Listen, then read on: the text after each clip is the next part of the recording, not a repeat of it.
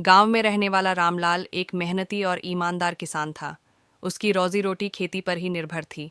उसके पास ज्यादा जमीन नहीं थी, लेकिन वह अपनी मेहनत से अच्छी फसल उगाता था। रामलाल का सपना था कि उसकी खेती इतनी अच्छी हो कि वह अपने परिवार को सुखी जीवन दे सके।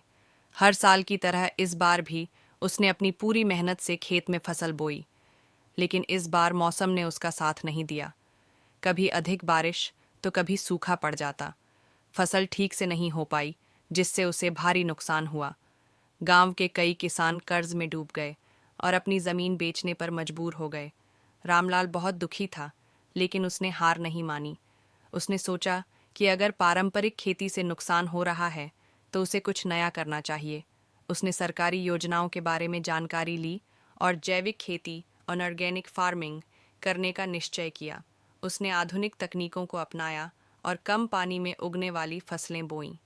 शुरुआत में गांव के लोग उसकी नई विधि को लेकर संदेह में थे, लेकिन धीरे धीरे उसकी मेहनत रंग लाने लगी। उसकी फसलें अच्छी होने लगीं और उनके दाम भी अधिक मिले। अब वह न केवल अपने परिवार को अच्छे से पाल सकता था, बल्कि उसने अन्य किसानों को भी जैविक खेती के बारे में सिखाना शुरू किया। कुछ ही वर्षों में रामलाल का गांव एक आदर्श गांव बन गया, जहां आधुनिक और पारंपरिक खेती का मिश्रण था। सरकार ने भी उसकी पहल को सराहा और उसे उत्कृष्ट किसान पुरस्कार दिया। रामलाल की कहानी हमें यह सिखाती है कि सच्चा किसान वही होता है जो अपनी मेहनत